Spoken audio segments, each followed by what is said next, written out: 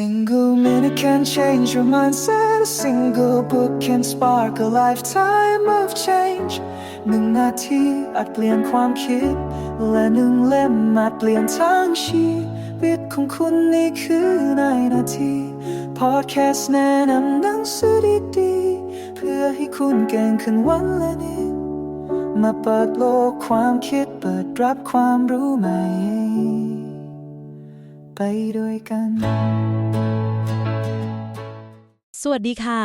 ยินดีต้อนรับสู่การพูดคุยเจาะลึกของเรานะคะวันนี้เราจะมาคุยกันเรื่องแนวคิดสำคัญจากหนังสือ Start with Why ของ Simon Sinek ค่ะเคยสงสัยไหมคะว่าทำไมผู้นำบางคนหรือบางองค์กรเนี่ยถึงสร้างแรงบันดาลใจให้คนรอบข้างได้แบบน่าทึ่งมากๆเลยในขณะที่บางคนกลับทำไม่ได้หนังสือเล่มนี้มีคำตอบที่น่าสนใจมากๆค่ะวันนี้เราจะมาลองสำรวจแก่นคิดนี้กันแล้วก็ดูว่ามันเอาไปปรับใช้จริงได้ยังไงบ้างครับประเด็นนี้น่าสนใจมากจริงๆครับเพราะมันคือการพยายามทำความเข้าใจพฤติกรรมมนุษย์แบบลึกๆเลยนะคือไซแนกเขาเสนอโมเดลที่เรียบง่ายแต่ทรงพลังมากเรียกว่าวงกลมทองคำหรือ the golden circleซึ่งโมเดลนี้จะช่วยอธิบายความแตกต่างตรงนี้ได้ดีเลยครับ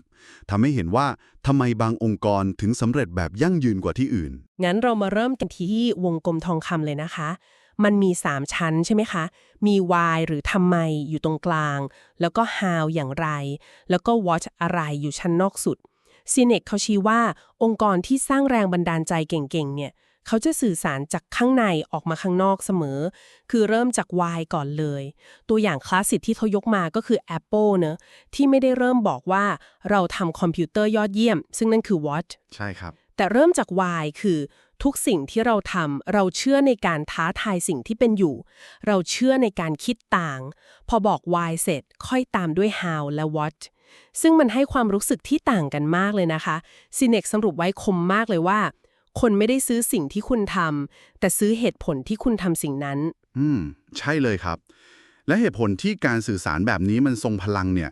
มันเชื่อมโยงกับการทำงานของสมองเราโดยตรงเลยครับคือ why เนี่ยมันจะไปสื่อสารกับสมองส่วนที่เรียกว่า limbic brain โดยตรงเลยซึ่งส่วนนี้แหละครับที่ควบคุมเรื่องความรู้สึกอารมณ์ความเชื่อใจหรือการตัดสินใจจากสัญชาตญาณอ๋อเหรอคะครับในขณะที่ what หรืออะไรเนี่ยมันเชื่อมกับสมองส่วน neocortex ที่เกี่ยวกับเหตุผลตรรกะแล้วก็ภาษาเพราะฉะนั้นการเริ่มที่ why มันเลยสร้างความผูกพันความภักดีได้ลึกซึ้งกว่าไงครับมันต่างจากพวกกลยุทธ์กระตุ้นทั่วไปแบบลดราคาโปรโมชั่นหรือพูดถึงแต่นวัตกรรมใช่ค่ะพวกนั้นเหมือนได้ผลแค่แป๊บๆเนอะใช่ครับมันอาจจะได้ผลระยะสั้นแต่ไม่ได้สร้างความภักดีที่แท้จริงมันคือเรื่องของแรงบันดาลใจ inspiration ไม่ใช่แค่การจูงใจ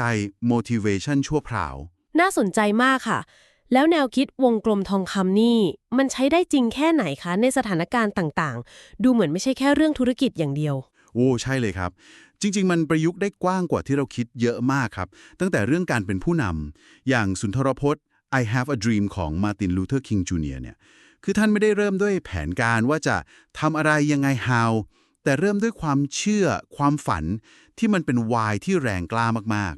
ๆจริงด้วยค่ะหรือเรื่องเล่าคลาสสิกของ Shackleton ที่รับสมัครลูกเรือไปแอนตาร์กติกาไงครับประกาศหาคนแบบตรงๆเลยว่าเสี่ยงอันตรายกลับมาได้หรือเปล่าก็ไม่รู้เน้น why ชัดเจนก็เลยได้คนที่แบบเชื่อมั่นในภารกิจจริงๆพร้อมลุยไปด้วยกันอ๋อเข้าใจเลยค่ะหรือแม้แต่การสร้างวัฒนธรรมองค์กรที่แข็งแกร่งอย่าง Southwest Airlines ที่เขาให้ความสำคัญกับพนักงานเป็นอันดับแรกซึ่งเป็น why ของเขาแล้วสิ่งนี้มันก็สะท้อนออกมาในการบริการลูกค้าซึ่งเป็น what ที่ตามมาเอง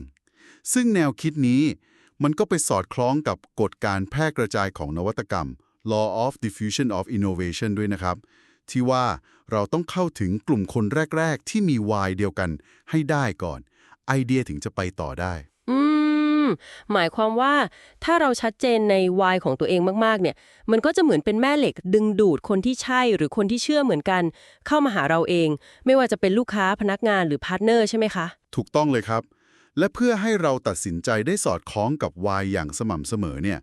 Sinek เขาก็เสนอเครื่องมือง่ายๆ ที่เรียกว่าบททดสอบ Celery บททดสอบเซเลอรี่คือยังไงคะ คือเป็นวิธีคิดง่ายๆครับ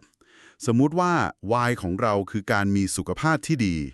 เวลาเราไปซูเปอร์มาร์เก็ตเนี่ย ต่อให้มีคนแนะนำ M&M's หรือเค้กช็อกโกแลตน่ากินแค่ไหน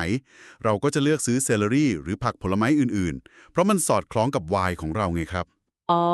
เหมือนมีตัวกรองส่วนตัวเลยเนาะ ใช่ครับ การมี why ที่ชัดเจน มันเหมือนมีตัวกรอง ช่วยให้เราตัดสินใจได้ตรงเป้าหมาย ไม่วอกแวก แล้วมันก็ช่วยอธิบายได้ด้วยว่าทำไมบางทีเราถึงยอมจ่ายแพงกว่าเพื่อซื้อของบางยี่ห้อ อย่าง Harley Davidson หรือ Apple เพราะแบรนด์เหล่านั้นมันสะท้อนตัวตนหรือความเชื่อหรือ why ของเรานั่นเองครับ เข้าใจเลยค่ะ ทีนี้คำถามสำคัญคือ แล้วเราจะหา why ของตัวเองเจอได้ยังไงคะไซเนกแนะนำว่ายังไงบ้าง ครับ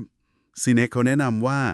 why เนี่ยมันไม่ได้มาจากการคิดไปข้างหน้านะครับ แต่มาจากการมองย้อนกลับไปในอดีตของเราเอง คือต้องลองสำรวจอดีต จุดเริ่มต้นแพทเทิร์นที่มันเกิดขึ้นซ้ำๆในสิ่งที่เราทำแล้วรู้สึกมีความสุข รู้สึกเติมเต็ม หรือมองหาช่วงเวลาสำคัญในชีวิต เหมือนที่ตัวสแน็คเองเขาก็ค้นพบ why ของตัวเองหลังจากผ่านช่วงที่แบบหมดไฟในการทำงานมากๆอะครับ ต้องกลับไปสำรวจตัวเองสินะคะ ใช่ครับ แล้วพอเราเจอ why ของเราแล้วเนี่ย มุมมองที่เรามีต่อการแข่งขันก็จะเปลี่ยนไปเลย เปลี่ยนไปยังไงคะ คือแทนที่เราจะหมกมุ่นกับการพยายามเอาชนะคู่แข่งในตลาดตลอดเวลา ซึ่งมันคือการมองที่ what กับ how เป็นหลัก เราจะหันมาแข่งกับตัวเองมากขึ้นครับ คือพยายามพัฒนาตัวเอง หรือองค์กรของเราให้ดีขึ้น ให้สอดคล้องกับ why ของเรามากขึ้นเรื่อยๆ เหมือนเรื่องของนักวิ่งที่ชื่อเบนโคแมนที่เขาเป็นโรคสมองพิการ แต่เขาลงแข่งวิ่งเนี่ยไม่ใช่เพื่อเอาชนะคนอื่นนะครับ แต่เพื่อทำลายสถิติของตัวเอง โอ้โห สุดยอดเลยค่ะ ครับ การที่เราโฟกัสที่ why ของตัวเองเนี่ย มันจะช่วยดึงดูดคนที่เชื่อในสิ่งเดียวกันเข้ามาหาเราเอง แล้วทำให้การแข่งขันแบบเดิมๆ อาจจะไม่ใช่ประเด็นหลักอีกต่อไป เป้าหมายคือการพัฒนาตัวเอง พัฒนาองค์กรให้ดีขึ้นเรื่อยๆ โดยมี why เป็นเข็มทิศนำทางครับ สรุปแล้วนะคะ หัวใจสำคัญที่เราได้คุยกันวันนี้จาก Start with Why ก็คือพลังของการเริ่มต้นด้วยเหตุผลหรือ Why จริงๆ ซึ่งมันเป็นกุญแจสำคัญเลยเนาะที่จะนำไปสู่การสร้างแรงบันดาลใจ ความไว้วางใจแล้วก็ความสำเร็จที่ยั่งยืน ไม่ว่าจะในระดับบุคคลหรือองค์กรก็ตาม ใช่เลยครับ และนี่ก็อาจจะนำไปสู่คำถามให้เราได้ลองกลับไปคบคิดกันต่อนะครับว่า ถ้าเราลองใช้เวลาทำความเข้าใจเหตุผล หรือ why ที่มันซ่อนอยู่เบื้องหลังการกระทำของเราเอง หรือขององค์กรต่างๆ รอบตัวเราในชีวิตประจำวันเนี่ย มันจะสามารถเปลี่ยนมุมมอง หรือแม้กระทั่งเปลี่ยนการตัดสินใจของเราในเรื่องต่างๆ ไปได้มากน้อยแค่ไหน เป็นคำถามที่น่าสนใจให้กลับไปคิดต่อจริงๆค่ะ ขอบคุณมากนะคะสำหรับข้อมูลเชิงลึกวันนี้ และขอบคุณทุกท่านที่ร่วมสำรวจแนวคิดนี้ไปกับเรานะคะ สวัสดีค่ะ สวัสดีครับ Every page you turn is another step towards your success ทุกนาทีพลิกคืออีกหนึ่งก้าวสู่ความสำเร็จในแบบของคุณ หากคลิปนี้มีประโยชน์ช่วยแชร์ไปให้คนที่คุณรัก แล้วเอามาเรียนรู้สิ่งใหม่ๆไปพร้อมๆกันครับ